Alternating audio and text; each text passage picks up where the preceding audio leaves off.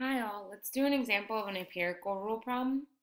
So for this example, a pediatrician wants to monitor how old a set of babies are when their first tooth shows up.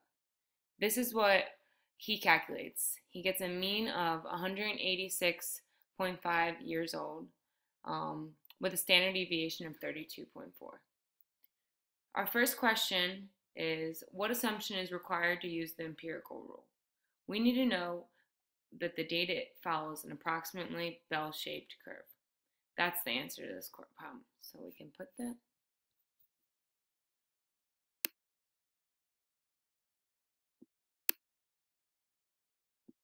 data is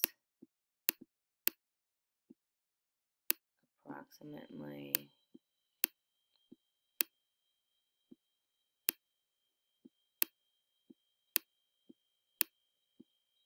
bell-shaped.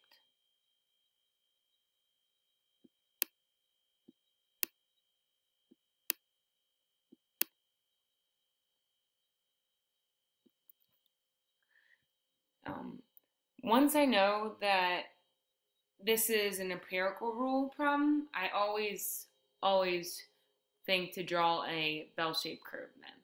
Because if we can draw a bell-shaped curve, the following questions are, they follow the following questions. So let's draw our bell-shaped. I drew a line here. Good. Okay, so we have our bell-shaped, and we're given that the mean, right, is 186.5.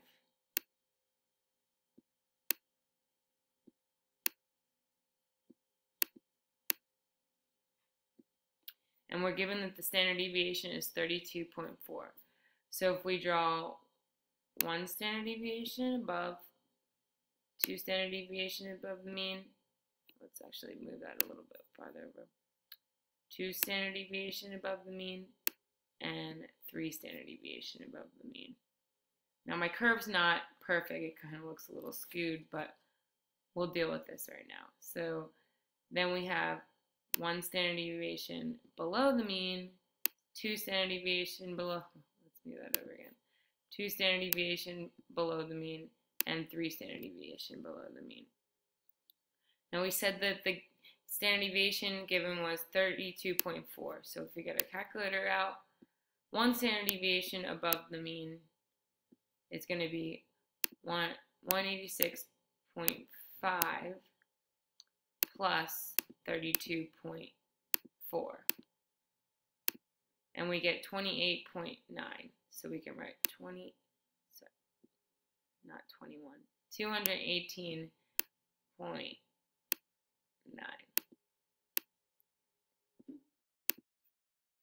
Two standard deviations above the mean is 218.9 plus 32.4. And we have 251.3. 251.3. And then three standard deviations above the mean is 251.3 plus 32.4. And we have 283.7.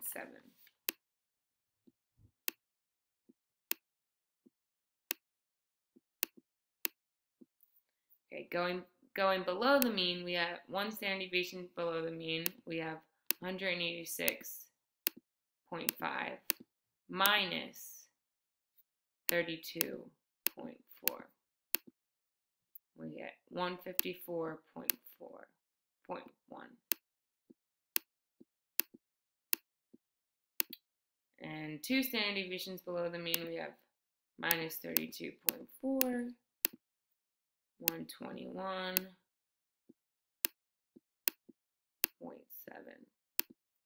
And finally, the three standard deviations below the mean, we have 32.4, 89.3.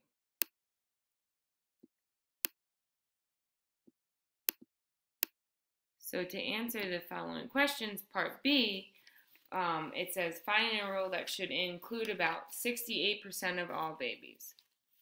So for part B, we're looking for 68% of all babies.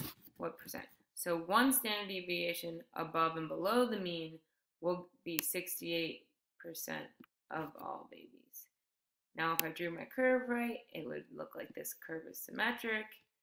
And we see that 68% of all babies will get their first tooth between 154.1 days of age and 218.9 days of age. So let's put that 154, 1, 2,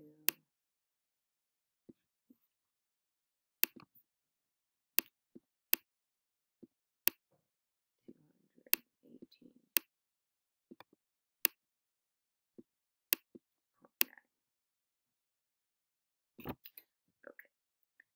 The following question is, find an interval that should include about 95% of all babies. So 95% of all babies is 2 standard deviations above and below the mean. So now we see that 121.7 to 251.3 years of age. So to interpret that again, it's 95% of all babies will get their first tooth between 121.7 days of age and 251.3 days of age. Let's put that answer down.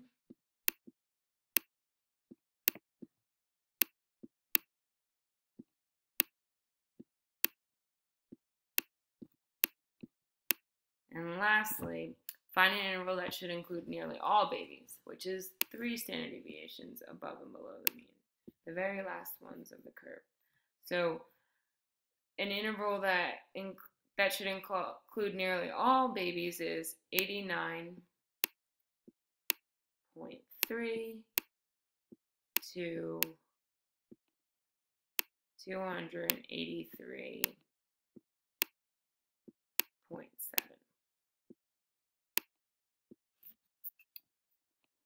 And that concludes the lesson.